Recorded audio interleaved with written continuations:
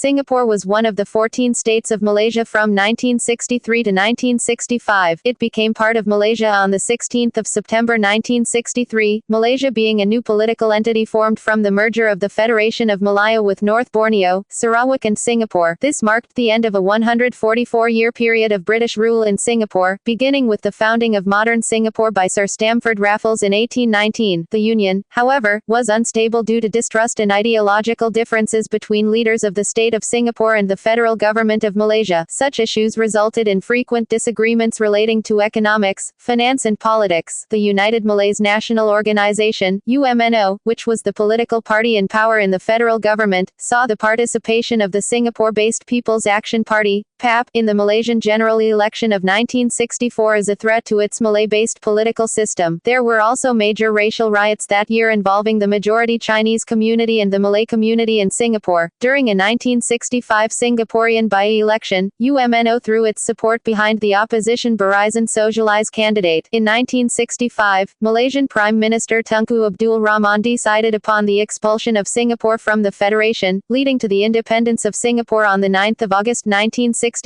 Background: the People's Action Party, PAP, won the first election in Singapore after the merger. Racial tensions. Racial tensions increased dramatically within a year. They were fueled by the Barisan Sosialis's tactics of stirring up communal sentiment as the pro-communist party sought to use means to survive against the crackdown by both the government of Singapore and the federal government. In particular, despite the Malaysian government conceding citizenship to the many Chinese immigrants after independence, in Singapore the Chinese disdained the federal policies of affirmative action, which granted special privileges to the Malays guaranteed under Article 153 of the Constitution of Malaysia. These included financial and economic benefits that were preferentially given to Malays and the recognition of Islam as the sole official religion. Although non-Muslims maintained freedom of worship, Malays and Muslims in Singapore were being increasingly incited by the federal government's accusations that the PAP was mistreating the Malays. Numerous racial riots resulted, and curfews were frequently imposed to restore order. The external political situation was also tense at the time, with Indonesia actively against the establishment of the Federation of Malaysia. President Sukarno of Indonesia declared a state of confrontation against Malaysia and initiated military and other actions against the new nation, including the bombing of McDonald House in Singapore in March 1965 by Indonesian commandos which killed 3 people. Indonesia also conducted seditious activities to provoke the Malays against the Chinese. One of the more notorious riots was the 1964 race riots that took place on Prophet Muhammad's birthday on the 21st of July, near Kallang Gasworks. 23 were killed and hundreds injured. More riots broke out in September 1964. The price of food skyrocketed when the transport system was disrupted during this period of unrest, causing further hardship. The Singapore government later named the 21st of July each year as Racial Harmony Day. Disagreement. The federal government of Malaysia, dominated by the United Malays National Organisation, UMNO, was concerned that as long as Singapore remained in the Federation, the Bumi Putera policy of affirmative action for Malays and the indigenous population would be undermined and therefore run counter to its agenda of addressing economic disparities between racial groups. One of the major concerns was that the PAP continued to ignore these disparities in their repeated cry for a Malaysian Malaysia, the equal treatment of all races in Malaysia by the government which should serve Malaysian citizens without any regard for the economic conditions of any particular race. Another contributor was the fear that the economic dominance of Singapore's port would inevitably shift political power away from Kuala Lumpur in time, should Singapore remain in the Federation. The state and federal governments also had disagreements on the economic front. Despite an earlier agreement to establish a common market, Singapore continued to face restrictions when trading with the rest of Malaysia. In retaliation, Singapore did not extend to Sabah and Sarawak the full extent of the loans agreed to for economic development of the 2 eastern states. The situation escalated to such an intensity that talks soon broke down and abusive speeches and writing became rife on both sides. UMNO extremists called for the arrest of Lee Kuan Yew. Expulsion. On the 7th of August 1965, Prime Minister Tunku Abdul Rahman, seeing no alternative to avoid further bloodshed, advised the Parliament of Malaysia that it should vote to expel Singapore from Malaysia. Despite last-ditch attempts by PAP leaders, including Lee Kuan Yew, to keep Singapore as a state in the Union, the Parliament on the 9th of August 1965 voted 126-0 in favor of the expulsion of Singapore, with members of Parliament from Singapore not present. On that day, a tearful Lee announced that Singapore was a sovereign, independent nation and assumed the role of Prime Prime Minister of the new nation. His speech included this quote, "I mean, for me, it would be a moment of anguish because all my life,